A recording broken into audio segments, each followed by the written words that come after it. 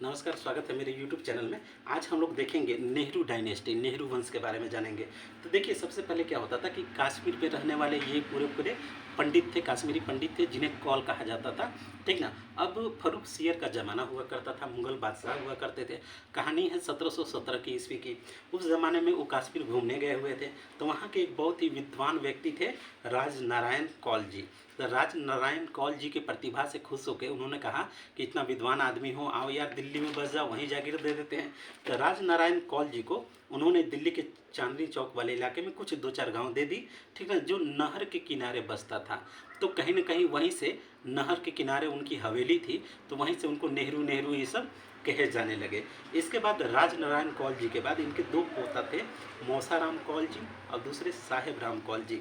तो मौसाराम कौल जी के जो बेटे थे लक्ष्मी नारायण कौल नेहरू जी, वो ईस्ट इंडिया कंपनी के वकील हुआ करते थे।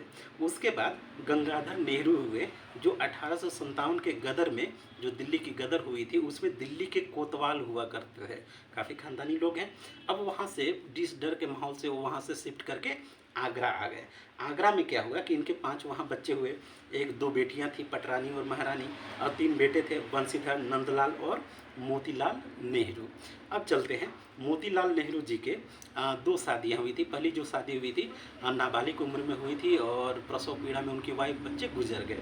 उसके बाद 25 साल के हुए, ठीक ना, तब उनकी दूसरी शादी हुई थी सोनी परानी जी से, जिससे जवाहरलाल नेहरू करीब 14 नवंबर 1889 में पैदा हुए। इनकी शादी होती है कमला नेहरू से और इनकी बेटी होती है इंदिरा जी।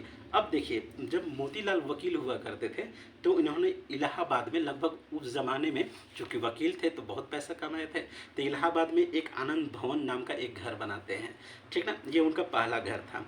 उसके बाद दूसरा घर भी आनंद भवन के जस्ट बगल में ही है, स्वराज भवन, ठीक ना। नया आनंद भवन है, उसका नाम अब स्वराज भवन है। तो उसको भी इन्होंने बनाया। लेकिन आज़ादी की लड़ाई में कहीं ना कहीं पूरे कांग्रेस की जो मुख्यालय हुआ करता था, इनका घर ही हुआ करता था।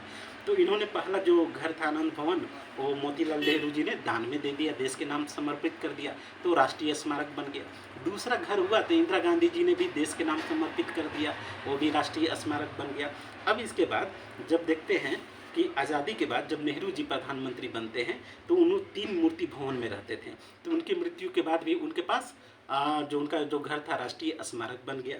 इसके बाद अगला आता है, इंदिरा गांधी जो है 1984 तक एक सफदरजंग रोड में रहती है। तो अब उनकी मृत्यु के बाद 1984 के बाद वो भी जो मकान है वो भी अब राष्ट्रीय स्मारक बन चुका है। अब चाहे जो आदि है राजीव गांधी जी हों, ठीक ना, या फिर सोनिया जी हों, राहुल जी हों, वो अब जहाँ रहते हैं वो एक सरकारी बंगला है, ठीक ना।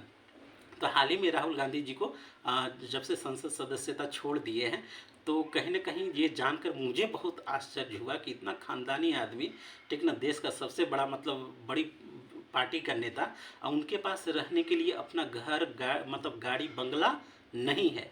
इस चीज़ को जानकर बहुत ही अचरज हुआ। तो इसीलिए मैंने सोचा कि एक वीडियो बना दे। कितनी अजीब बात है कि राहुल गांधी हो या सोनिया गांधी हो, इनके पास सरकारी ही क्वार्टर है, अपने नाम पे कोई ज़मीन या कोई इस तरह से नहीं है। लाइक कीजिए, शेयर कीजिए, सब्सक्राइब कीजिए। Thank you.